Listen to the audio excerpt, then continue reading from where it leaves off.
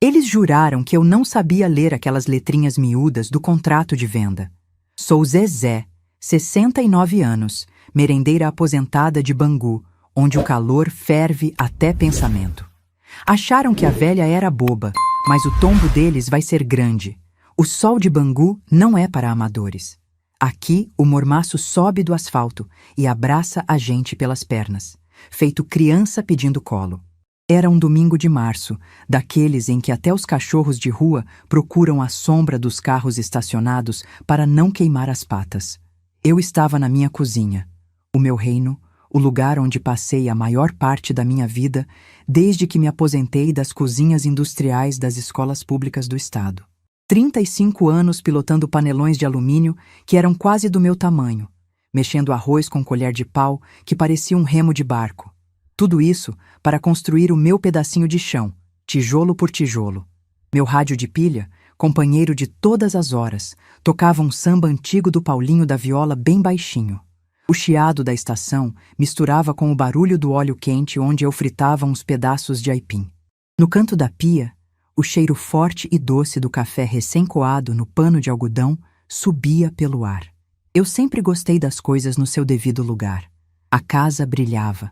O chão de cimento queimado vermelho, que eu mesma encerava com escovão, refletia a luz que entrava pela janela de basculante. Na porta da frente, minha planta comigo ninguém pode crescia viçosa no vaso de barro, guardando a entrada das energias ruins.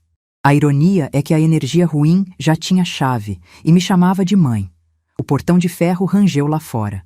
Era o barulho familiar que, durante décadas, fez meu coração de mãe bater mais rápido de alegria. Meu filho, Carlos. Ou Carlinhos, como eu teimava em chamar, mesmo ele já sendo um homem de 42 anos, com entradas no cabelo e uma barriga de quem bebe cerveja cara todo final de semana. Mas, daquela vez, o som do portão me trouxe um aperto esquisito no peito, um pressentimento. Nós, que somos mães, temos um radar na alma. A gente sente a mudança no vento antes mesmo da folha cair da árvore. Ele não veio sozinho. Trouxe a tiracolo a esposa, Shirley. Ah, a Shirley. Uma mulher que parecia ter alergia a tudo que era simples. Chegou pisando no meu quintal como se estivesse atravessando um campo minado, os saltos finos fazendo barulho nas pedras, o nariz empinado como se o cheiro do meu refogado de alho e cebola fosse ofensa. Ela usava umas unhas postiças compridas, pintadas de um vermelho chamativo, e carregava uma bolsa que devia custar uns 3 meses da minha aposentadoria suada. "Ô, mãe! Chegamos!" gritou Carlinhos, entrando pela cozinha sem pedir licença, já abrindo a porta da minha geladeira. "Que calor infernal que faz nesse subúrbio, pelo amor de Deus! Não sei como a senhora aguenta viver aqui." "Eu aguento porque foi aqui que eu te criei, meu filho. O calor deforma o plástico, mas não derrete a vergonha na cara." Respondi, sem tirar os olhos da frigideira. "Quem avisa amigo é, e eu sempre fui das que falam as verdades rindo." Shirley parou na porta da cozinha, abanando o rosto com as mãos cheias de anéis. "Dona Zezé, a senhora precisa colocar um ar-condicionado nessa casa. Ou melhor, a senhora precisa é sair daqui. Bangu não dá mais. Esse bairro está muito perigoso, muito desvalorizado. A senhora já está numa idade que precisa de conforto, de paz." O tom de voz dela era daquele jeito manso que esconde veneno, um melado que amarra na boca. Eu limpei as mãos no meu avental surrado, dei um sorriso de canto de boca e apontei para o filtro de barro no canto da sala. "Aceita um copo de água, minha nora. Água de filtro de barro é fresca, tira o calor do corpo e a agonia do juízo." Ela fez uma careta disfarçada. "Não, obrigada." Eu trouxe minha garrafinha de água mineral. O almoço seguiu num clima que parecia uma corda de violão esticada até o limite, pronta para arrebentar a qualquer momento. Carlinhos mal olhava nos meus olhos. Ele comia o frango assado com batatas que eu tinha preparado com tanto zelo, mas a cabeça dele estava longe. Ele levantava, andava pelo quintal, olhava para o telhado, media o tamanho do terreno com passos largos. Meu terreno não era pouca coisa. Um lote de esquina, de frente para a avenida principal do bairro, que nos últimos 5 anos tinha se enchido de farmácias, mercados e lojinhas. Era um ponto comercial de ouro. Um tesouro escondido no meio do subúrbio. Eu calada estava, calada fiquei. Minha mãe dizia que passarinho que muito canta chama-se a atenção do caçador. Fiquei só observando os dois trocarem olhares cúmplices por cima da mesa de fórmica amarela. Aqueles olhares que a gente dá quando tem um segredo que não cabe na boca e vaza pelos olhos. Depois que a última garfada foi dada e eu comecei a recolher os pratos, Carlinhos limpou a garganta. O suor escorria na testa dele e não era só por causa dos 40 graus que faziam lá fora. Mãe, senta aqui um pouquinho. Deixa a louça pra lá. Preciso resolver um negócio chato com a senhora. Sequei as mãos no pano de prato e puxei a cadeira de palhinha, sentando de frente para ele. Ajeitei meu chinelo de dedo gasto no pé. Fala, meu filho. O que foi que o vento trouxe? Ele abriu uma pasta de couro preta que tinha deixado em cima do sofá e tirou de lá uns papéis cheios de carimbos e assinaturas. Shirley se inclinou para a frente, os olhos brilhando feito gato no escuro. É o seguinte, mãe. A prefeitura tá fazendo um recadastramento maluco aí por causa daquele asfalto novo que colocaram na rua de trás. Estão cobrando uma atualização da planta do terreno e do IPTU. É uma burocracia sem tamanho. Eu fui lá no centro da cidade, enfrentei uma fila desgraçada só para poupar a senhora de pegar ônibus cheio. Consegui a papelada. A senhora só precisa assinar aqui, na última página, para eu levar no cartório amanhã e regularizar tudo. Senão, eles podem até aplicar uma multa na senhora. Ele empurrou os papéis na minha direção e, junto com eles, uma caneta prateada, pesada, de gente rica. Olhei para o rosto do meu filho. O menino que eu carreguei no quadril enquanto lavava roupa para fora nos finais de semana para completar a renda. O menino cujos cadernos da escola eu encapava com plástico transparente, virando noites em claro. O homem que agora desviava o olhar, fingindo estar muito interessado na borda da mesa. Multa da prefeitura, é? Perguntei, a voz mansa, sem alterar um tom. Mas eu paguei o IPTU em cota única em janeiro, Carlinhos. Tenho o recibo guardado na gaveta da máquina de costura. Shirley interveio, rápida como uma cobra dando o bote. Ah, dona Zezé, mas isso é uma taxa nova. Coisa de político, sabe como é? Eles inventam taxa para tudo. O Carlinhos só quer proteger a senhora de ter dor de cabeça com o oficial de justiça batendo na sua porta. A senhora já não tem mais saúde para passar nervoso. Assina logo, a gente resolve isso e a senhora fica tranquila. Eu olhei para o papel. Letras minúsculas, parágrafos longos. Eles não sabiam, mas eu não era a velhinha analfabeta que eles gostariam que eu fosse. Passei 30 anos dentro de uma escola. Eu não só fazia a merenda, eu ajudava a diretora a conferir os estoques, lia as notas fiscais dos fornecedores, somava e subtraía toneladas de arroz e feijão. Minha vista estava cansada, sim, mas meu cérebro funcionava melhor que o relógio da igreja matriz. Minhas vistas estão embaçadas por causa da claridade do fogão. Menti, esfregando os olhos com as costas da mão. Vou lá no quarto pegar meus óculos de grau. Já volto. Não precisa de óculos, mãe. Carlinhos falou rápido demais, a voz falhando um pouco. É só assinar no X que eu marquei a lápis lá embaixo. Não tem segredo. Deixa de bobagem, menino. Eu não assino nem cartão de vacina sem ler a data. Espera aí. Levantei devagar, arrastando um pouco a perna esquerda, fingindo que a dor no joelho estava pior do que realmente estava. Fui caminhando pelo corredor estreito até o meu quarto.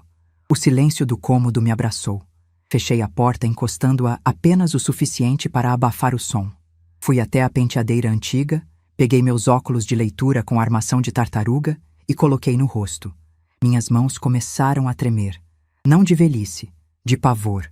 Peguei o documento que eu tinha trazido comigo, apertando contra o peito por um segundo antes de ter coragem de ler. Quando foquei nas letrinhas miúdas do primeiro parágrafo, senti como se o chão do meu quarto tivesse se aberto e me engolido viva. Não era documento de prefeitura. Não era atualização de IPTU. Estava escrito em letras de forma no topo da página. Procuração Pública de Plenos Poderes. Meus olhos correram pelas linhas. Eu lia as palavras e elas entravam rasgando na minha mente.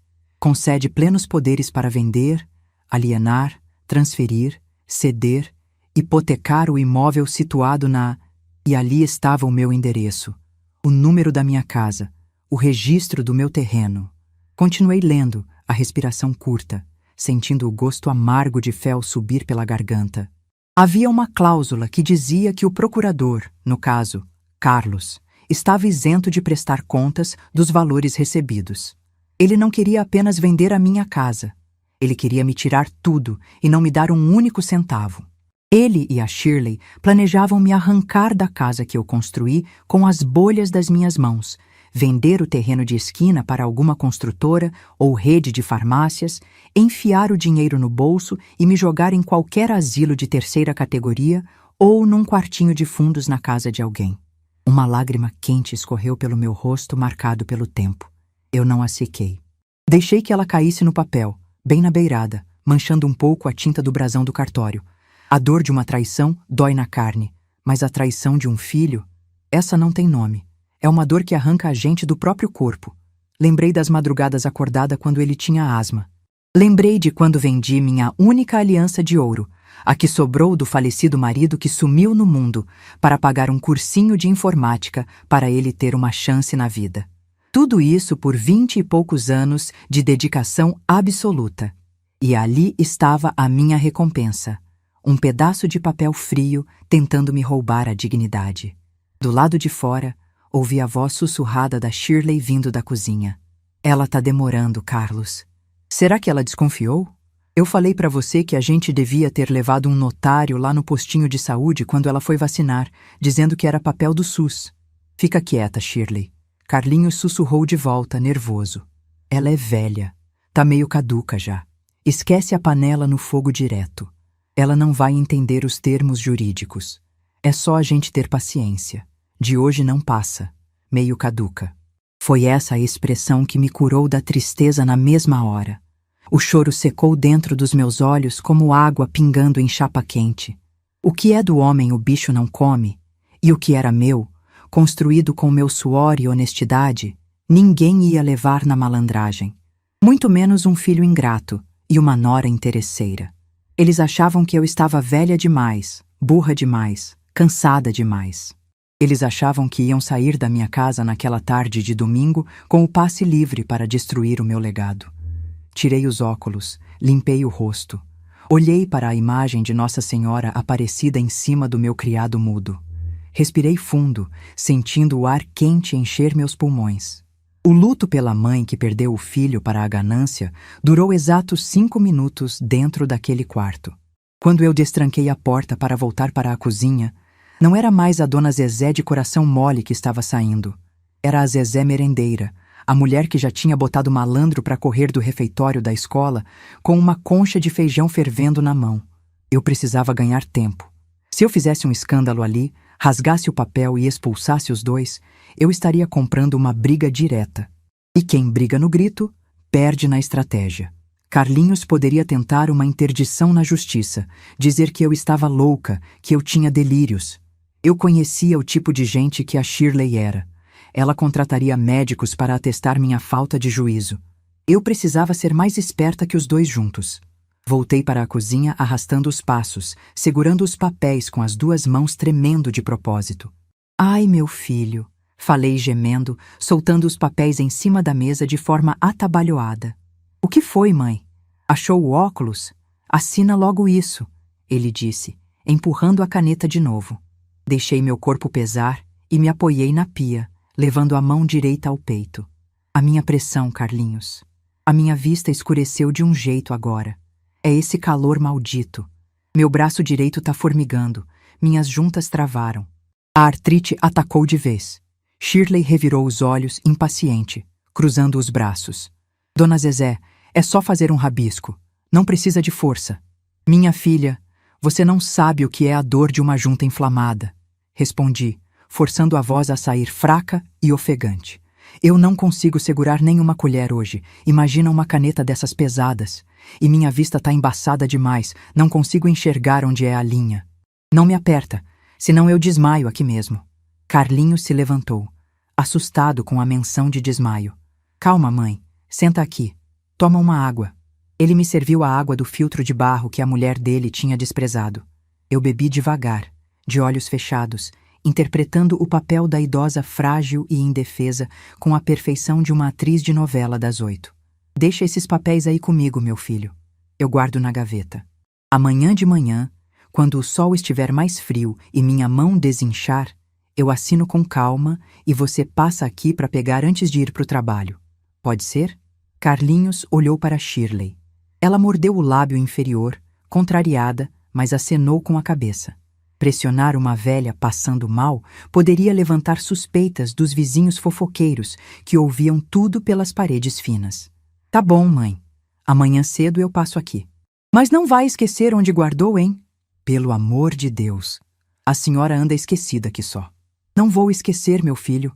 Como é que eu vou esquecer uma coisa tão importante? Eles foram embora logo depois, alegando que o domingo estava acabando e que Shirley tinha hora marcada na manicure no dia seguinte. Levei os dois até o portão.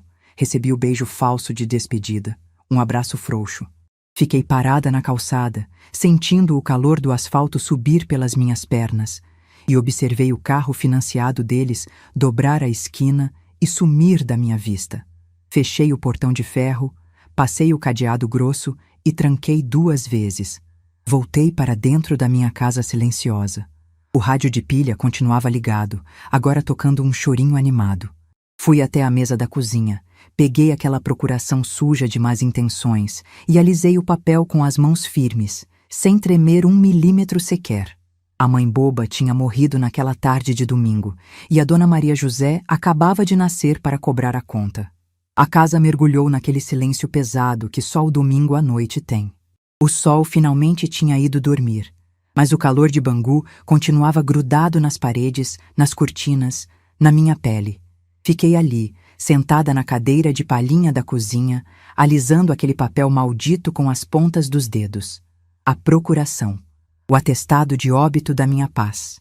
O recibo de que eu havia falhado na única missão que a vida me deu: criar um homem de bem. O luto por um filho vivo é um negócio esquisito.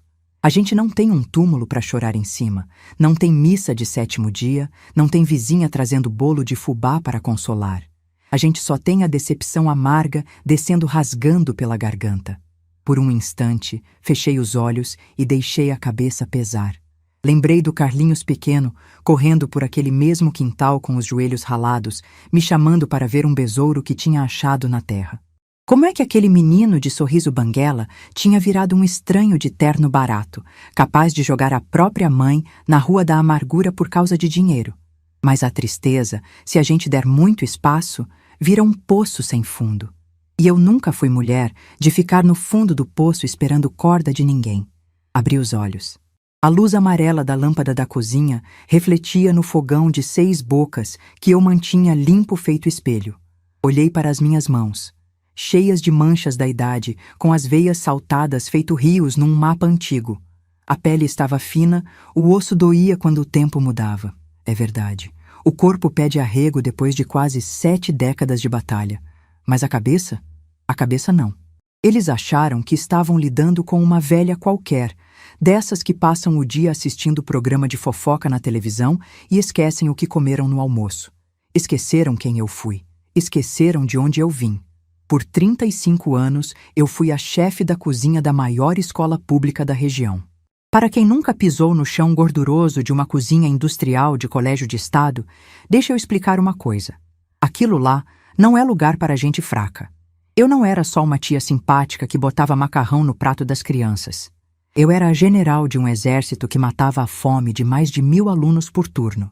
Eu gerenciava estoques que valiam milhares de cruzeiros, cruzados, reais. Eu fazia cálculo de cabeça para esticar 5 quilos de carne moída e fazer render para 300 bocas. Eu lia contrato de fornecedor de merenda, conferia nota fiscal de ponta a ponta, batia de frente com o diretor de escola que queria desviar verba do leite das crianças. Lembrei de uma tarde, nos anos 90, quando um fornecedor novo chegou com um caminhão de frango. O homem, engravatado, todo cheio de si, me entregou a nota fiscal dizendo que tinha 2 toneladas de carne ali. Eu olhei para o fundo do caminhão, bati o olho nas caixas, contei as fileiras de cabeça, falei para ele que ali não tinha nem 1,5 toneladas. O homem riu da minha cara, me chamou de cozinheira ignorante. Eu tranquei o portão da despensa, peguei a chave, coloquei dentro do sutiã e disse que dali ninguém descarregava nada até a balança do açougue da esquina vir pesar caixa por caixa. No fim, eu estava certa. Faltavam 500 quilos. O homem saiu corrido da escola, com o rabo entre as pernas. Quem lidou com raposa velha de prefeitura, a vida inteira não vai cair na armadilha de um filho deslumbrado e de uma nora com unha de acrílico. Levantei da cadeira. A dor no joelho esquerdo reclamou, mas eu não dei ouvidos. A partir daquele momento, eu não tinha mais tempo para sentir dor. Fui até a porta da sala, conferi a tranca, apaguei a luz e caminhei pelo corredor escuro até o meu quarto. O ventilador de teto girava devagar, fazendo um barulho ritmado, cortando o ar quente. Fui direto para o canto do quarto, onde ficava o meu cofre. Não era um cofre de metal com segredo numérico. Era a minha máquina de costura Singer, herança da minha mãe, com aquele móvel de madeira escura e pedal de ferro fundido. Para quem olhava de fora, era só um enfeite velho, uma relíquia coberta por uma toalhinha de crochê e um vaso com uma samambaia artificial. Mas aquela máquina tinha gavetas. E a gaveta do meio, a mais emperrada de todas, guardava a minha vida no papel. Puxei a gaveta com um tranco forte, sentindo o cheiro de óleo de máquina antigo, misturado com o cheiro de papel guardado. Tirei de lá uma pasta azul, daquelas de elástico, gasta nas pontas. Sentei na beirada da cama, liguei o abajur e abri a pasta no colo. Lá estava a escritura da casa. O papel amarelado, datilografado numa máquina de escrever antiga, com o carimbo roxo do cartório. Comprei esse terreno quando Bangu ainda tinha rua de terra batida. Meu marido, Deus o tenha, ajudou a levantar as paredes antes de o coração dele parar de bater num ataque fulminante no ponto de ônibus.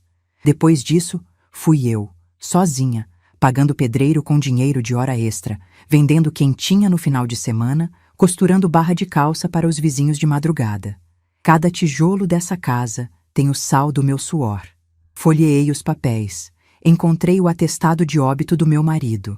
O inventário feito há mais de 30 anos. A casa estava 100% no meu nome. Eu era a única senhora e proprietária daquele chão.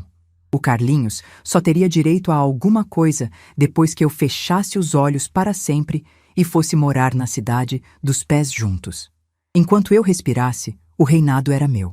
Continuei cavando na pasta. Achei uma caderneta de capa preta. Meu livro de contas. Ali, anotado com a minha letra redonda e firme, estava o histórico do meu filho. O empréstimo de R$ 10.000 que fiz no banco para ele abrir uma loja de capinhas de celular que faliu em 6 meses. As parcelas do carro dele que eu paguei quando ele ficou desempregado.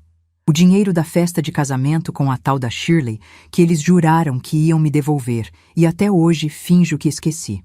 Se fosse para botar na ponta do lápis, Carlinhos já tinha levado a herança dele em vida.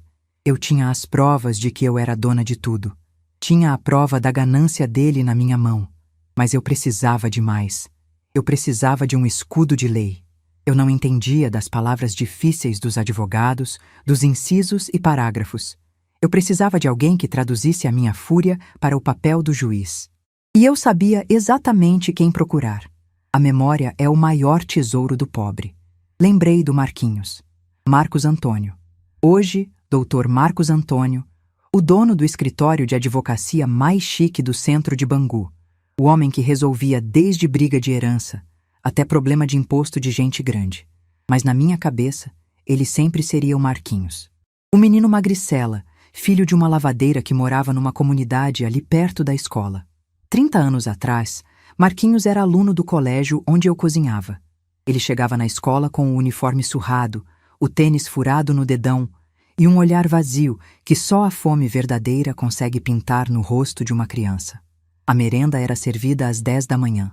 Eu reparava que ele comia o prato dele devagar, catando cada grão de arroz, e depois ficava rondando a porta da cozinha.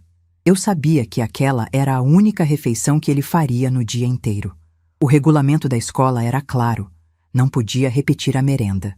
A diretora contava as porções. Mas regulamento nenhum no mundo ia me fazer deixar uma criança passar fome debaixo do meu nariz. Eu criei um esquema. Todo dia, na hora do recreio, eu chamava o Marquinhos para me ajudar a guardar as vassouras no quartinho dos fundos. Ali, escondido, eu entregava para ele uma marmita de alumínio que eu separava antes de servir o resto da escola.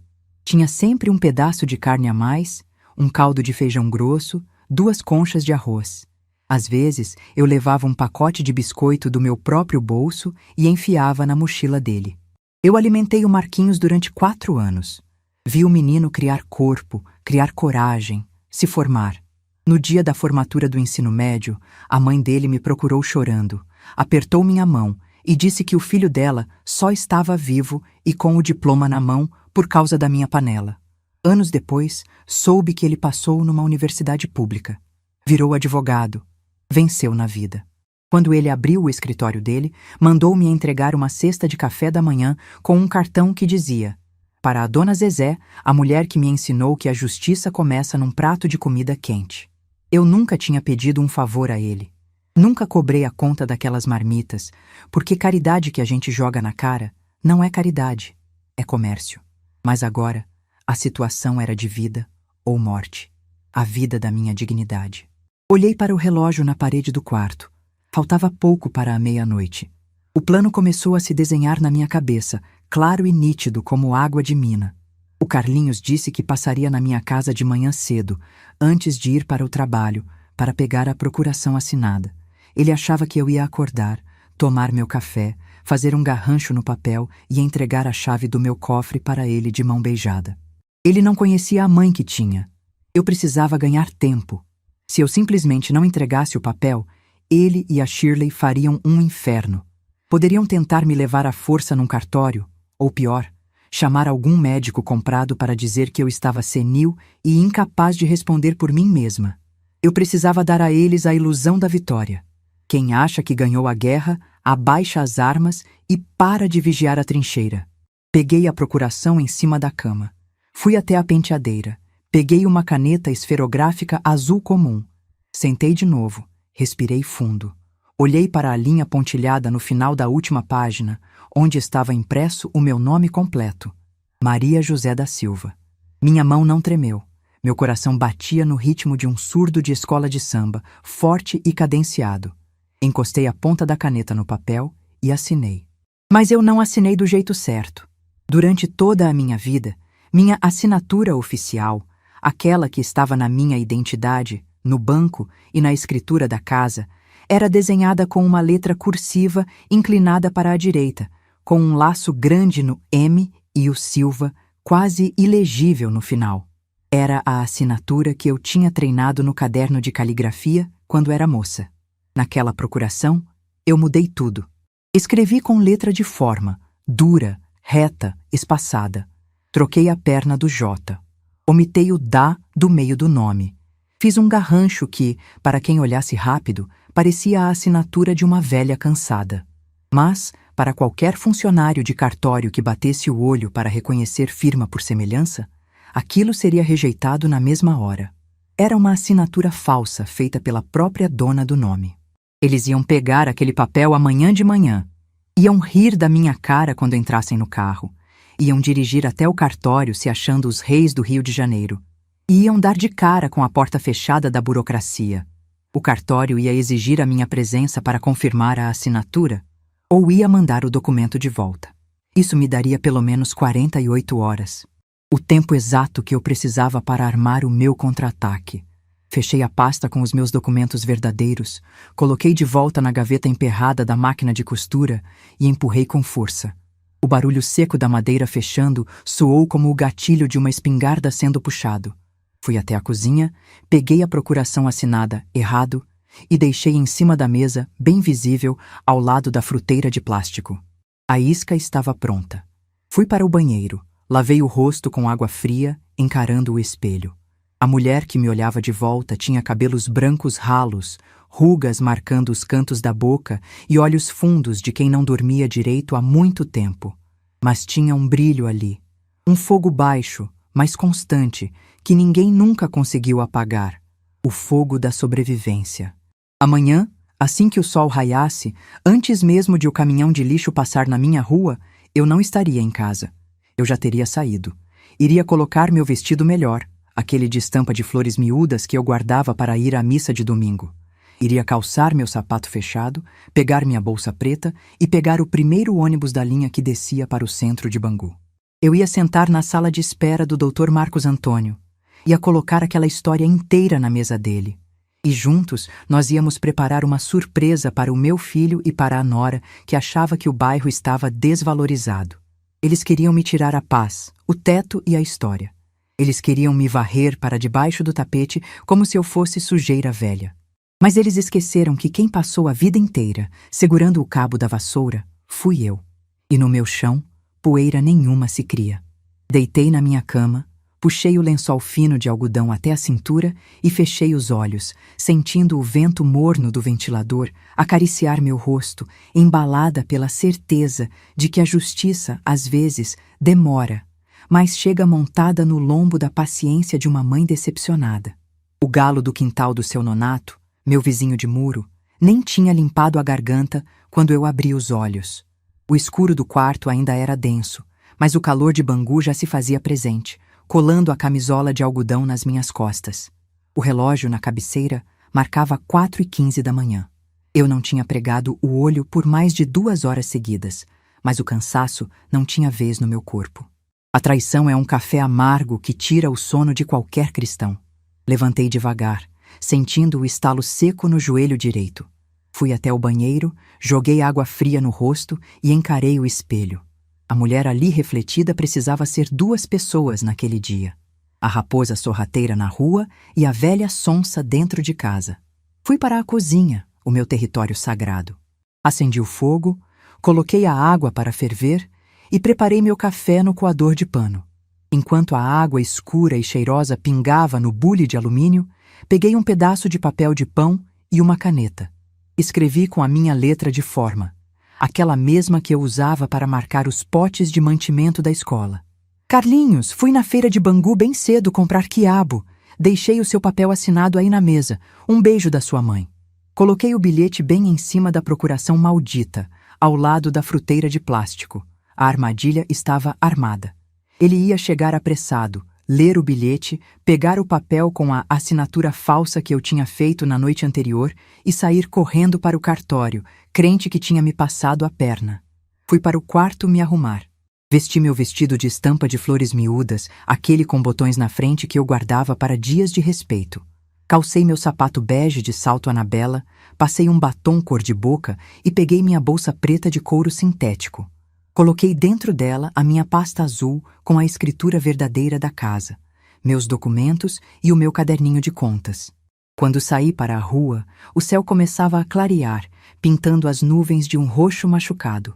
O arame farpado do meu muro brilhava com o sereno. Caminhei 3 quarteirões até o ponto de ônibus na avenida principal. O cheiro de óleo diesel e de asfalto úmido já tomava conta do ar. Subi no primeiro ônibus que ia para o centro do bairro. O cobrador, um rapaz com cara de sono, me deu bom dia. Sentei no banco amarelo, perto da janela, e fiquei olhando o subúrbio acordar. Vi pedreiros com marmitas, mulheres com uniformes de faxina, estudantes com mochilas pesadas, gente honesta que tira o sustento do suor do próprio rosto. Olhar para aquela gente me deu a certeza de que eu não podia deixar meu filho transformar o meu suor em dinheiro fácil para sustentar madame. Desci no centro comercial de Bangu. O sol já estava alto e o comércio abria as portas com o barulho estridente das grades de ferro sendo erguidas. Caminhei até um prédio espelhado, o mais chique da região. A porta de vidro se abriu sozinha, com um sopro de ar-condicionado tão gelado que me arrepiou os braços. Fui até a recepção, onde uma moça com fone de ouvido e unhas compridas, parecidas com as da Shirley, me olhou de cima a baixo. "Bom dia, senhora. Posso ajudar?" Ela perguntou com aquela voz de secretária de dentista. "Bom dia, minha filha. Eu vim falar com o Marquinhos, quer dizer, com o Dr. Marcos Antônio." Ela franziu a testa, olhando para a minha bolsa simples e para o meu vestido de feira. "A senhora tem hora marcada?" O Dr. Marcos só atende com agendamento prévio. A agenda dele está lotada até o mês que vem. Eu dei um sorriso manso. Apoiei as 2 mãos no balcão de mármore e inclinei o corpo para a frente. "Faz um favor para essa velha, minha filha. Liga lá na sala dele e diz que a dona Zezé da merenda está aqui na porta. Diz que eu trouxe o cheiro do refogado de alho. Se ele disser que não pode me atender, eu viro as costas e vou embora sem reclamar." A moça revirou os olhos, mas apertou um botão no telefone. Murmurou algumas palavras. De repente, a postura dela mudou. Os olhos se arregalaram. Ela gaguejou um "sim, senhor" e desligou. Menos de 1 minuto depois, a porta dupla de madeira no fim do corredor se abriu com força. De lá, saiu um homem alto, de terno escuro, alinhado, gravata de seda e sapatos que brilhavam mais que o piso do saguão. Ele tinha uns 40 e poucos anos, o cabelo cortado bem rente e uma barba rala. Mas quando ele sorriu, eu vi o mesmo menino magricela de calça furada que me esperava no quartinho das vassouras. Dona Zezé. A voz dele ecoou pelo andar. Ele não quis saber de aperto de mão ou de pose de advogado rico. Marcos Antônio me deu um abraço apertado, daqueles que tiram o pé da gente do chão. O cheiro do perfume caro dele misturou com o meu cheiro de sabonete de rosas. Meu Deus do céu, que saudade da senhora! Entra, por favor. Jéssica, cancela as minhas reuniões da próxima hora e traz um café pra gente, o melhor que tiver. Ele me guiou até a sala dele. Um escritório enorme, com estantes cheias de livros de capa dura, poltronas de couro marrom e uma janela que mostrava o bairro inteiro de cima. Sentei na ponta da poltrona, segurando a minha bolsa no colo. Marquinhos, olha só pra você. Virou um homem importante, falei, sentindo um nó de orgulho na garganta. Tudo que eu sou, a senhora ajudou a construir, dona Zezé. Aquela carne de panela com batata que a senhora me dava escondido era a única coisa que me mantinha de pé para estudar de noite. Mas me conta, a que devo a honra? A senhora não saiu de casa cedo à toa. Respirei fundo. A hora da emoção tinha acabado. Abri a minha bolsa e tirei a pasta azul. Coloquei em cima da mesa de vidro dele. Marquinhos, eu não vim aqui para cobrar gratidão. Eu vim porque preciso do melhor advogado desse bairro. Meu filho quer me roubar. O sorriso do Marcos sumiu na mesma hora. Ele ajeitou a postura, cruzou as mãos em cima da mesa e a voz dele mudou. O menino da marmita sumiu e o doutor tomou conta do lugar. Me explica isso direito, dona Zezé. Do começo. Contei tudo. Sem derramar uma única lágrima, porque choro não resolve problema de cartório. Falei da visita de domingo, do calor infernal, da atitude da Shirley, das desculpas esfarrapadas sobre o imposto da prefeitura. Falei da procuração de plenos poderes que ele tentou me fazer assinar no escuro. E, por fim, contei do meu teatro. Da assinatura torta e mal feita que eu tinha deixado na mesa de casa para ele levar naquela mesma manhã. Marcos ouvia tudo em silêncio, balançando a cabeça. Quando terminei, ele abriu a minha pasta, olhou a escritura original da casa, passou os olhos pelo meu caderninho de contas e soltou um suspiro pesado. Dona Zezé, a senhora foi genial com essa história da assinatura errada. O cartório de Bangu é rigoroso. Eles vão bater o olho no reconhecimento de firma por semelhança e vão recusar na hora. O tabelião vai mandar ele voltar com a senhora presencialmente ou vai exigir que a senhora faça uma nova assinatura na frente deles. Isso nos deu uma janela de tempo perfeita. Foi o que eu pensei. Mas e agora, Marquinhos? Como é que eu amarro as patas desse bezerro fujão para ele nunca mais tentar vender o que é meu? Marcos pegou uma caneta de ouro e começou a desenhar num bloco de papel. A senhora tem 2 frentes de batalha aqui. A primeira é se proteger agora. A segunda é proteger o seu legado para o futuro, para garantir que aquela nora interesseira não coloque as mãos no seu sacrifício. A senhora quer deixar alguma coisa para ele? A lei manda deixar metade, não manda? Perguntei, lembrando das conversas de portão com as vizinhas. Manda. 50% é a legítima dele, por ser herdeiro necessário. Mas os outros 50% a senhora faz o que quiser. E mais, a metade dele nós podemos encher de correntes de ferro. Os olhos de Marcos brilhavam com uma esperteza que eu conhecia bem. Era o olhar de quem sabia jogar o jogo. Nós vamos fazer o seguinte, ele continuou. Hoje mesmo, agora de manhã, eu vou levar a senhora no cartório do centro da cidade, onde tenho amizade com o tabelião. Nós vamos registrar uma revogação pública preventiva de qualquer procuração que envolva o seu nome. Se o Carlinhos conseguir, por algum milagre do diabo, falsificar a sua assinatura de vez ou comprar algum funcionário corrupto, o sistema vai acusar que existe um bloqueio feito pela própria dona. Ele fez uma pausa, bebeu um gole do café expresso que a secretária tinha deixado na mesa e sorriu de canto. Depois, nós vamos redigir um testamento. A senhora vai pegar os seus 50% livres e vai doar para quem quiser. Pode ser para a tia igreja, para uma instituição de caridade ou para a escola onde a senhora trabalhou. E a parte do Carlinhos nós vamos gravar com 3 palavrinhas mágicas do direito civil: inalienabilidade, impenhorabilidade e incomunicabilidade.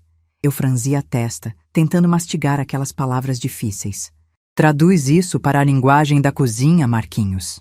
Ele riu gostoso. Significa que, quando a senhora faltar, ele vai herdar a metade da casa, sim, mas ele nunca vai poder vender para ninguém. Ninguém vai poder tomar a casa dele por dívidas. E o mais importante, a incomunicabilidade significa que a Shirley, mesmo casada com ele, não tem direito a um único tijolo daquela casa. A herança será só dele, trancada, e ela não leva 1 centavo se eles se separarem ou se ele vender até a alma. O plano deles de enriquecer juntos às suas custas vai virar pó. Senti um calor bom subir pelo peito. Era o sabor doce da justiça sendo temperada na panela certa. É exatamente isso que eu quero, Dr. Marcos. Vamos amarrar tudo. Passamos a manhã inteira rodando. Marcos me colocou no carro blindado dele e fomos de cartório em cartório. Assinei papéis, coloquei meu dedo no leitor de digital, paguei as taxas com o dinheiro que eu tinha guardado no fundo falso da máquina de costura. Marcos não me cobrou 1 tostão de honorários. Disse que aquela era a conta da merenda sendo paga com juros. Quando deu 12:00 em ponto, minha casa era uma fortaleza invisível de papel selado. Carlinhos não podia vender, não podia hipotecar, não podia me interditar sem esbarrar no muro de concreto que o Marcos tinha levantado em torno do meu CPF. Voltei para Bangu de táxi, pago pelo Marcos. Cheguei em casa, tirei o vestido de passeio, coloquei meu avental de pano e fui fazer o almoço. Refoguei uma carne seca com abóbora, liguei meu rádio de pilha e fiquei esperando. O teatro precisava continuar. Eram quase 4 da tarde quando o portão rangeu com violência. Os passos no quintal eram pesados, apressados. Carlinhos abriu a porta da cozinha sem bater, o rosto vermelho, o suor pingando do queixo, a gravata afrouxada no pescoço. Eu estava sentada na mesa, descascando o alho, com a expressão mais inocente que consegui fabricar. Boa tarde, meu filho. Saiu cedo do serviço? Tem carne seca na panela? Quer um prato? Falei, com a voz mansa. Ele jogou a pasta preta de couro em cima da mesa, fazendo um estrondo. A procuração estava lá, amassada nas pontas. Mãe, que brincadeira é essa? Ele esbravejou, ofegante. Eu fui no cartório na hora do almoço. Fiquei 1 hora na fila. O cara do balcão olhou a assinatura e quase riu da minha cara. Disse que a senhora assinou com letra de forma, que não bate com a identidade. A senhora fez de propósito? Parei de descascar o alho. Deixei a faca na tábua, esfreguei os olhos e fiz a minha melhor cara de desespero. Deixei a mão direita tremer um pouquinho, bem de leve no ar. Ai, Carlinhos, não fala assim comigo que meu coração dispara. Como de propósito, meu filho?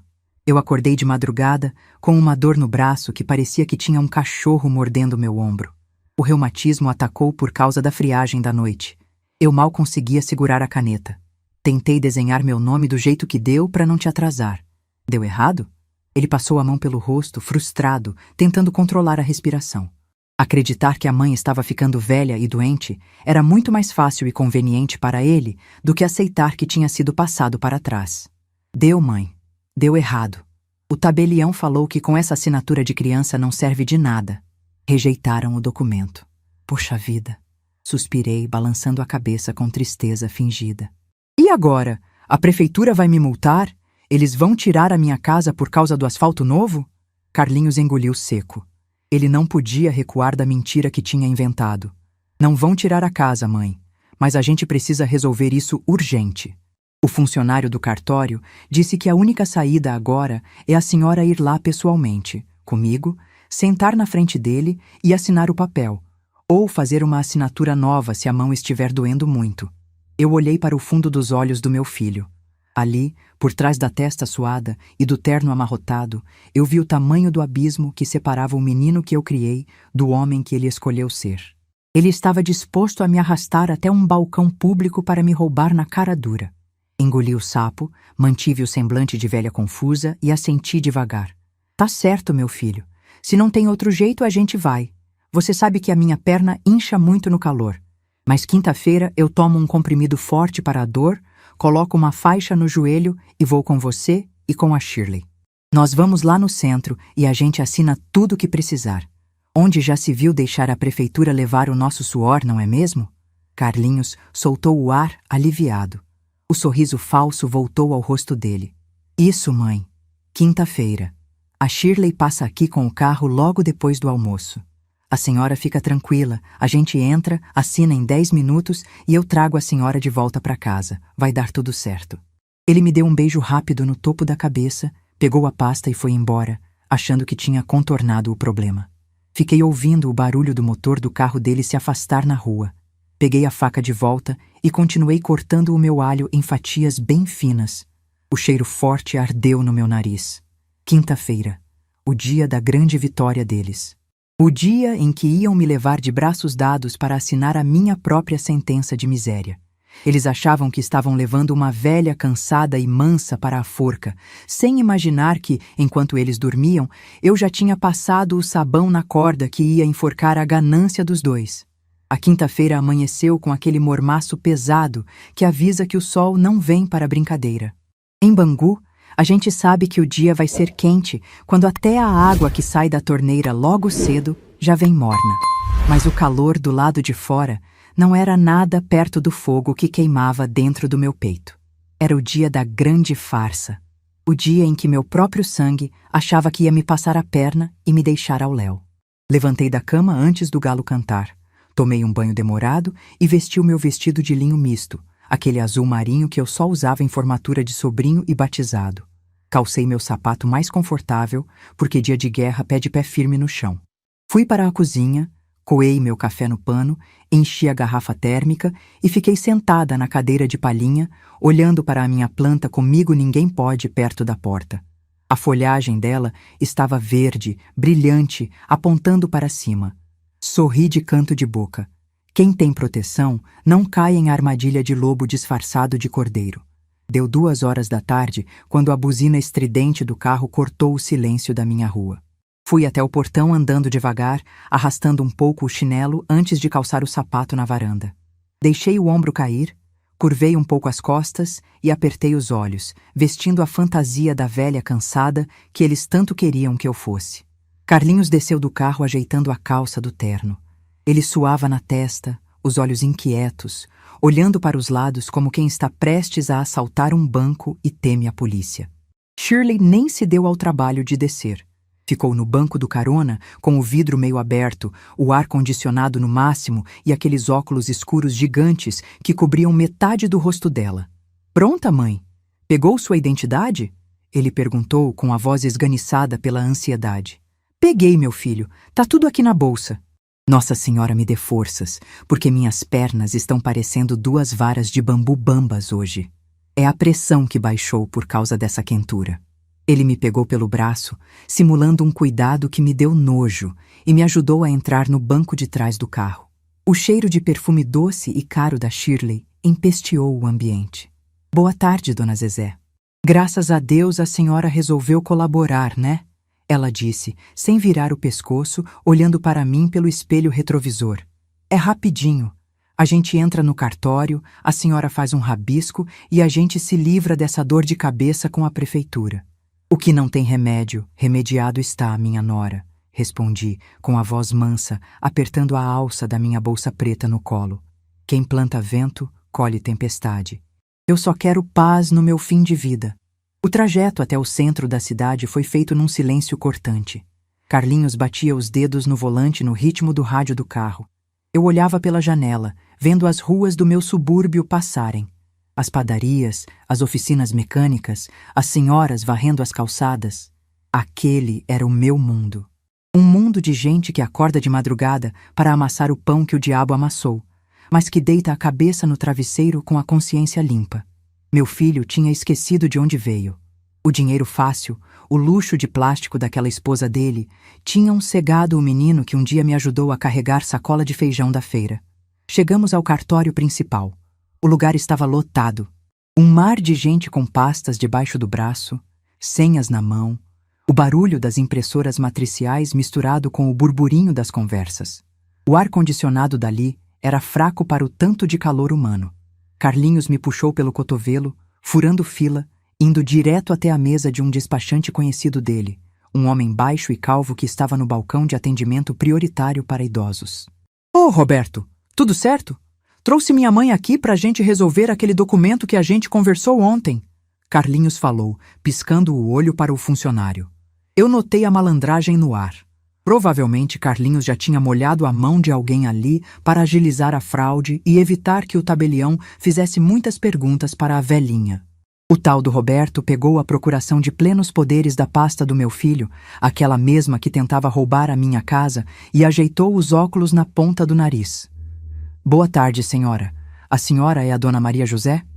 O funcionário perguntou com um tom mecânico. Fiz que sim com a cabeça, os olhos baixos. "A senhora sabe o que está vindo fazer aqui hoje?" Ele perguntou por protocolo, olhando mais para o computador do que para mim. Carlinhos se intrometeu na mesma hora, a voz atropelando as palavras. "Ela sabe, Roberto. É a atualização cadastral do asfalto, do IPTU da prefeitura. Ela tá com muita dor nas juntas, não consegue nem ficar de pé direito. Agiliza aí pra gente liberar a velha, faz favor." O funcionário deu de ombros. Pegou a minha carteira de identidade que Carlinhos entregou, olhou a foto, olhou para o meu rosto e começou a digitar o número do meu CPF no sistema do cartório.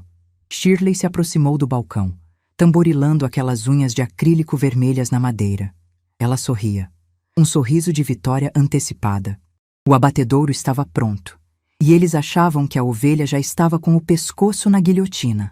Eu respirei fundo. Senti o cheiro de papel velho, de tinta de carimbo e de suor. Fechei os olhos por um segundo e lembrei do calor do fogão industrial da escola. Lembrei do peso da concha de alumínio. Lembrei de quem eu era. O funcionário parou de digitar. Ele franziu a testa. Apertou uma tecla com força. O computador emitiu um bip agudo. Ele olhou para a tela, depois olhou para os papéis de Carlinhos e, por fim, olhou para mim com uma expressão de choque absoluto. "Tem algum problema, Roberto? A internet caiu?" Carlinhos perguntou, já demonstrando irritação, esfregando as mãos. Roberto engoliu seco e virou o monitor um pouco de lado. "Carlos, eu não posso dar andamento nisso aqui, não. O sistema não aceita." "Como não aceita? É só reconhecer a firma dela por autenticidade. Ela tá aqui na sua frente, cara. Dá o papel para ela assinar logo." Meu filho elevou a voz, chamando a atenção de algumas pessoas que estavam na fila atrás de nós. "Você não está entendendo, Carlos." O funcionário respondeu, a voz embargando. "O CPF da dona Maria José está com um bloqueio administrativo severo. Tem uma certidão de revogação pública preventiva registrada. Nenhuma procuração, seja de plenos poderes, venda ou transferência, pode ser emitida ou validada no nome dela em todo o território nacional. Foi um bloqueio feito a pedido da própria titular, ontem de manhã. O silêncio que se formou entre nós três foi tão pesado que parecia que o teto do cartório ia desabar." Carlinhos piscou os olhos rapidamente, como se tivesse levado um soco invisível no estômago. O rosto dele perdeu a cor. Ele olhou para o funcionário, depois olhou para a tela e, finalmente, virou o rosto na minha direção. Shirley parou de bater as unhas no balcão. A boca dela abriu e fechou sem sair som nenhum. "Bloqueio? Ontem de manhã?" Carlinhos gaguejou, a voz fina, trêmula. "Mãe, que história é essa? O que significa isso?" Foi nesse momento que a dona Zezé velha, manca e doente, morreu no meio daquele cartório. Eu endireitei as minhas costas. O estalo da minha coluna pareceu um trovão. Levantei a cabeça, tirei o peso das pernas e plantei meus 2 pés firmes no chão de granito. A dor sumiu. O cansaço sumiu. Eu não era mais a idosa confusa precisando de amparo. Eu era a general da merenda, a mulher que criou um homem sozinha lavando o chão e temperando panela de 100 litros. Eu olhei bem no fundo dos olhos do meu filho. Não havia mais pena. Não havia mais doçura. Havia apenas a justiça fria de uma mãe traída. "Significa, Carlos, que a sua mãe não é a idiota que você pensou que fosse." A minha voz saiu alta, firme, limpa. Cortou o ambiente do cartório feito faca de açougueiro afiada. As pessoas na fila pararam de falar. Alguns funcionários de outras mesas esticaram os pescoços. O brasileiro adora um barraco, e eu estava prestes a entregar o maior espetáculo que Bangu já tinha visto. Mãe, fala baixo. As pessoas estão olhando. Ele sussurrou, apavorado, tentando segurar o meu braço. Dei um tapa na mão dele, forte o suficiente para o estalo ecoar na sala.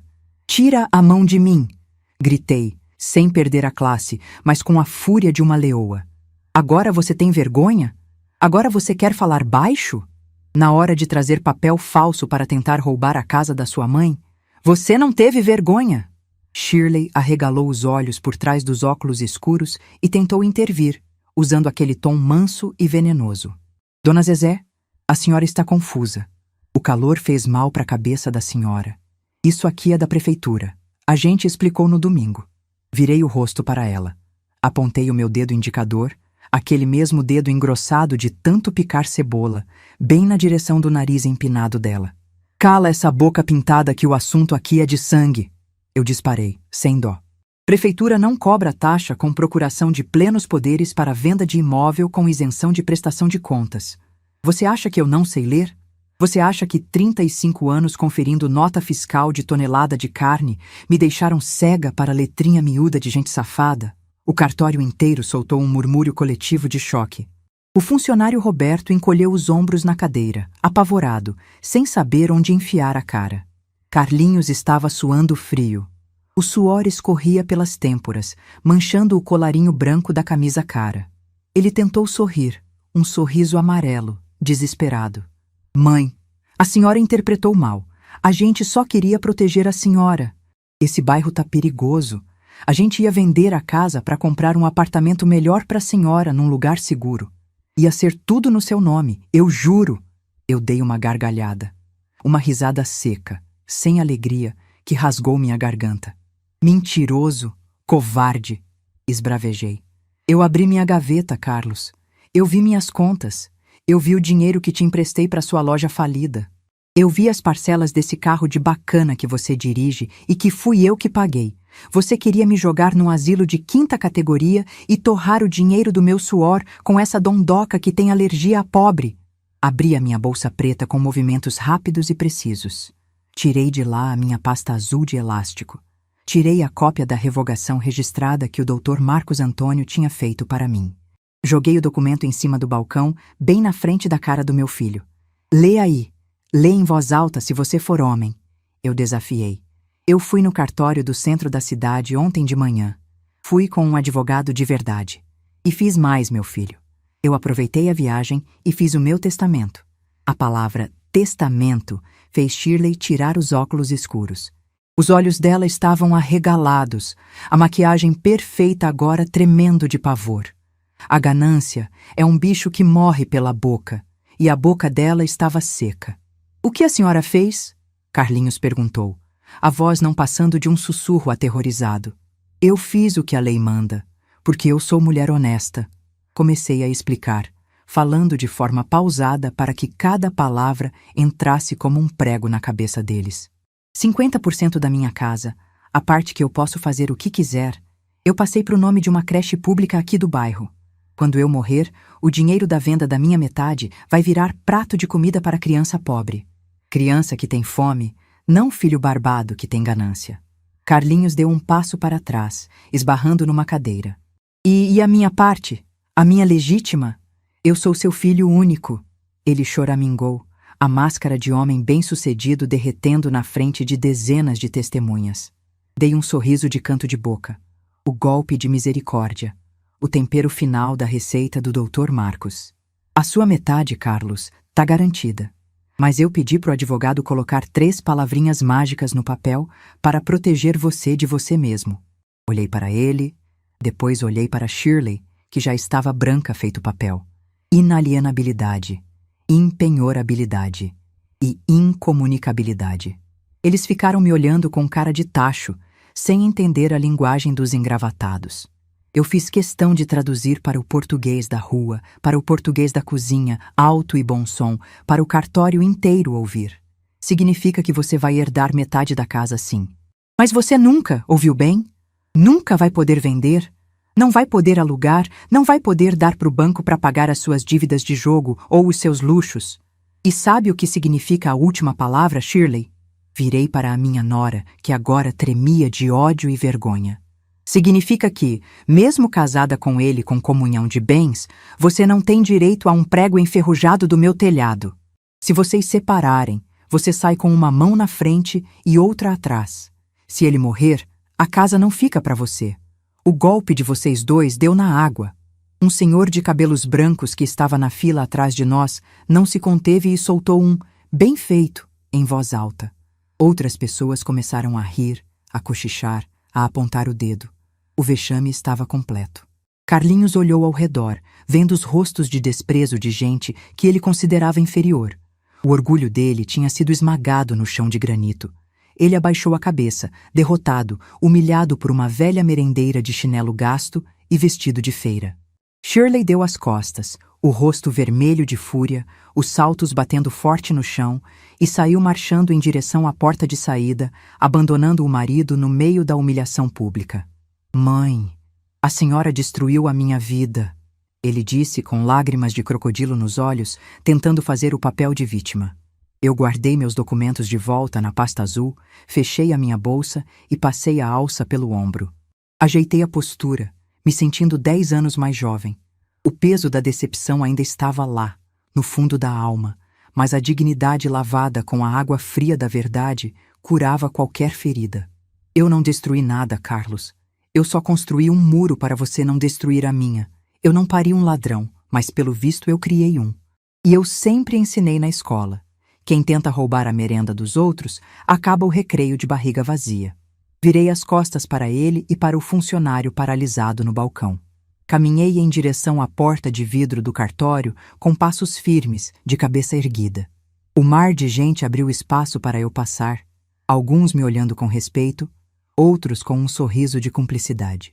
"Pode voltar para o seu carro financiado e ir atrás da sua dondoca", falei, sem olhar para trás, antes de empurrar a porta. "Eu vou voltar para a minha casa de ônibus, porque o asfalto quente do meu subúrbio derrete chinelo, mas não derrete a minha vergonha na cara." Saí para a rua, sentindo o bafo quente de Bangu bater no meu rosto. Mas, pela primeira vez em dias, o ar encheu meus pulmões com o frescor de uma liberdade que dinheiro nenhum no mundo poderia comprar. A viagem de ônibus de volta para Bangu durou quase 1 hora, mas para mim pareceu que levou 5 minutos. O coletivo balançava nos buracos da Avenida Brasil. O motor roncava alto. O cobrador batia as moedas na roleta. E eu ali, sentada no banco de plástico amarelo, olhando a paisagem correr pela janela. O sol do meio da tarde castigava o asfalto, subindo aquele vapor que faz a imagem tremer no horizonte. Mas pela primeira vez em dias, eu não sentia calor. Sentia apenas uma brisa leve, um frescor de quem acabou de tirar uma tonelada de cimento das costas. Quando desci no meu ponto, perto da padaria do Português, caminhei pelas ruas do meu bairro com passos diferentes. O sapato Anabela não pesava mais. As minhas juntas não doíam. Cheguei na frente do meu portão de ferro, aquele mesmo portão que eu tinha pintado de verde folha no último verão, e tirei o molho de chaves da bolsa. O cadeado fez um barulho seco ao abrir. Entrei no meu quintal. A casa estava mergulhada num silêncio absoluto. Fui até a porta da sala, passei pela minha planta Comigo Ninguém Pode, que parecia mais ereta, mais viçosa, como se também tivesse expulsado o veneno daquele domingo fatídico. Tranquei a porta por dentro. Deixei a bolsa em cima do sofá, tirei o sapato e pisei no chão de cimento queimado vermelho, sentindo o friozinho da cera passar pela sola do pé. Fui direto para a cozinha. Peguei meu copo de vidro americano, fui até o filtro de barro no canto da sala e enchi até a borda. A água desceu pela minha garganta doce, fresca, lavando os últimos resquícios daquele pesadelo de cartório. Foi só então, encostada na pia, sozinha no meu reino de panelas e potes de mantimento, que a couraça de general da merenda rachou. Eu não chorei de arrependimento, que fique bem claro. Eu chorei porque sou mãe. E a dor de arrancar um filho do coração é parecida com a dor de arrancar um dente sem anestesia. A gente sabe que precisa tirar porque está podre e causando infecção, mas o buraco que fica sangra por um tempo. As lágrimas desceram silenciosas, marcando as rugas do meu rosto. Chorei pelo Carlinhos de calça curta, que me trazia flor de mato amassada na mão suja de terra. Chorei pelo menino que se perdeu no caminho, engolido pela ambição, pela ilusão de grandeza, por uma mulher de plástico que o ensinou a ter nojo do próprio berço. O choro durou o tempo de um café coar. Depois, sequei o rosto no avental pendurado na porta, respirei fundo e decretei luto encerrado. O que é do homem o bicho não come, e a minha vida ainda tinha muito tempero para gastar. Os meses que se seguiram trouxeram a calmaria que só a justiça bem feita consegue garantir. Bangu continuava quente, o ônibus continuava cheio, o preço do feijão continuava subindo, mas a minha casa era uma fortaleza inatingível. A notícia do vexame no cartório, claro, não demorou a correr. Subúrbio é assim mesmo, as paredes têm ouvidos e o vento tem língua. Numa terça-feira de manhã, seu Nonato, meu vizinho de muro, apareceu varrendo a calçada na mesma hora em que eu saí para regar as minhas samambaias. Ele se escorou no cabo da vassoura, ajeitou o chapéu de palha e me olhou com aquele jeito de quem tem uma fofoca entalada na garganta. "Bom dia, dona Zezé. O sol hoje tá de rachar mamona, hein?" Ele começou jogando a isca. "Bom dia, seu Nonato." "Tá quente mesmo. Bom pra quarar roupa branca." Respondi, mirando a mangueira nas folhas. Ele pigarreou. "Fiquei sabendo de umas coisas lá pros lados da Tijuca. Parece que o Carlinhos devolveu aquele carro bonito que ele desfilava por aqui. O banco tomou por falta de pagamento. E a tal da Shirley, a madame do nariz empinado, arrumou as malas e foi morar com a irmã em Copacabana. Largou o rapaz num quarto e sala alugado. O povo fala demais, né?" Eu fechei a torneira.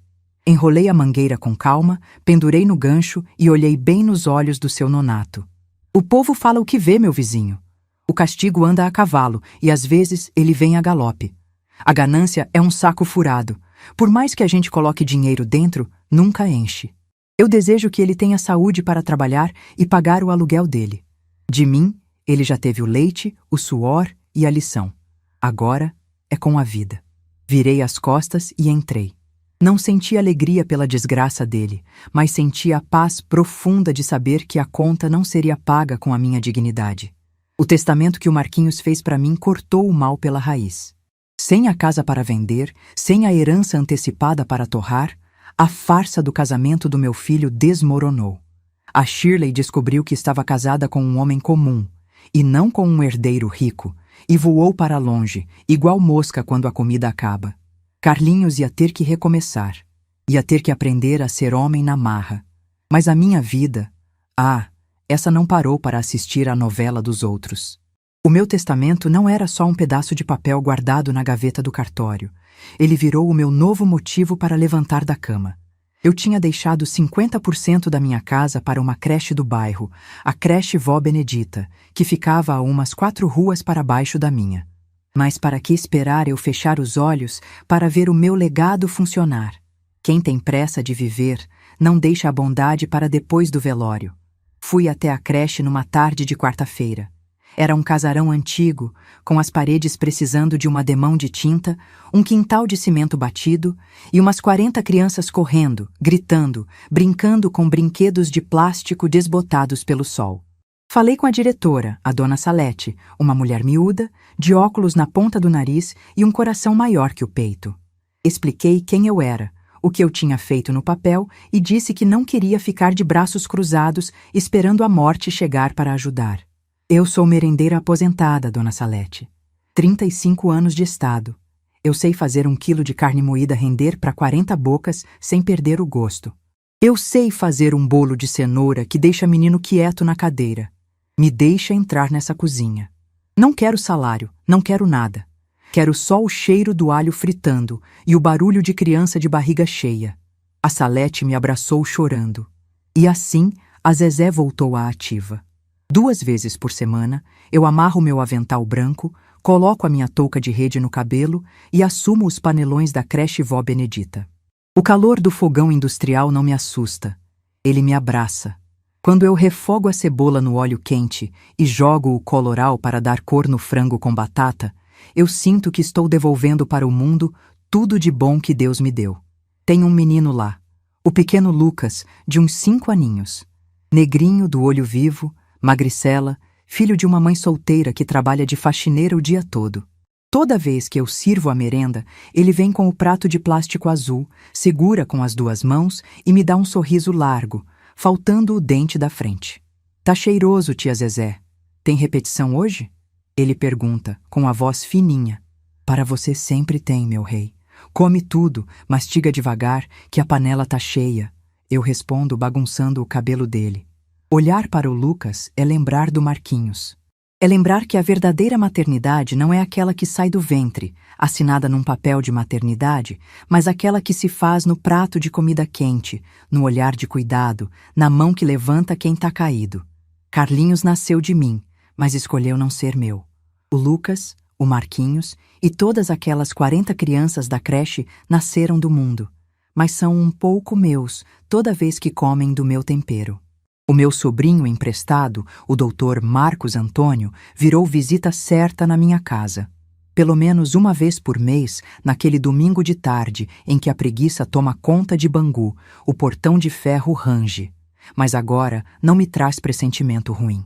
Traz o Marquinhos, a esposa dele e os 2 filhos pequenos. Eles chegam sem cerimônia. O engravatado chique do centro financeiro entra na minha cozinha de bermuda e chinelo, senta na cadeira de palhinha e fica esperando o meu bolo de fubá com erva doce sair do forno. Foi num desses domingos, enquanto as crianças dele brincavam de esconde-esconde no meu quintal, que ele pegou na minha mão por cima da mesa de fórmica amarela. A senhora está feliz, dona Zezé? Ele perguntou com aquele olhar de menino agradecido. Eu tô em paz, Marquinhos, e na minha idade, paz vale mais que felicidade de propaganda de televisão. O papel que a gente fez lá no cartório não salvou só a minha casa, salvou a minha história. Ele apertou a minha mão, sorrindo. O Carlinhos me procurou no escritório mês passado, sabia? Marcos comentou, baixando o tom de voz. Queria saber se tinha alguma brecha na lei para anular a incomunicabilidade e a impenhorabilidade. Queria saber se podia pedir um adiantamento da herança. Eu não me espantei. A raposa perde o pelo, mas não perde a mania. Tomei um gole do meu café recém-coado e olhei para a fumaça subindo da xícara. E o que o senhor advogado chique respondeu para ele? Marcos deu uma gargalhada gostosa, jogando a cabeça para trás. Eu disse a ele que o documento foi feito pelo melhor advogado do bairro, assinado por uma juíza que não aceita suborno e blindado com a força de uma merendeira de escola pública. Falei que ele podia contratar o Papa, que não ia conseguir tirar um tijolo da senhora enquanto a senhora respirasse. Ele foi embora bufando. Eu sorri, um sorriso largo, tranquilo, de quem dorme com a consciência limpa. A velhice no Brasil não é para os fracos. Eles acham que, porque a gente tem cabelo branco, pele manchada e um andar mais devagar, a nossa cabeça virou mingau. Eles acham que a gente é invisível, que a gente é um peso, que a gente não entende de lei, de banco, de contrato. Esquecem que a gente sobreviveu à inflação de 1000%, à troca de moeda, a governo militar, à fila de INSS e a ônibus lotado com chuva. Quem construiu esse país varrendo chão, costurando roupa de madrugada e pilotando fogão, não cai em golpe de malandro de meia tigela. Hoje, a minha casa brilha mais do que nunca. O chão vermelho parece um espelho de tanta cera. O rádio de pilha, meu companheiro velho de guerra, continua tocando os sambas do Paulinho da Viola e da Clara Nunes. A minha máquina de costura Singer, com a gaveta emperrada onde guardo meus documentos verdadeiros, virou um troféu enfeitado com uma toalha de crochê nova. Eu não odeio o meu filho. O ódio é uma âncora que afunda o barco de quem carrega. Eu rezo por ele toda noite, com o meu terço de madeira nas mãos, pedindo a Nossa Senhora Aparecida que ilumine a cabeça dele para que um dia ele entenda que o maior tesouro que um homem pode ter não se mede em metros quadrados ou em conta no banco, mas na decência de olhar no espelho sem sentir vergonha. Se ele vai aprender isso a tempo, eu não sei. A minha parte eu fiz. A mala da vida dele, agora, é ele quem carrega. O calor de Bangu continua o mesmo, derretendo o plástico e amolecendo o asfalto. Mas aqui dentro do meu quintal, debaixo do pé de acerola, a sombra é fresca e a água do filtro de barro é doce. Eles tentaram enterrar a velha Zezé viva, achando que eu era lixo que se esconde debaixo do tapete. Mas esqueceram de uma coisa muito importante sobre a gente que é do povo. Eles não sabiam que eu era semente, e debaixo da terra, eu só encontrei força para brotar e virar árvore que ninguém arranca.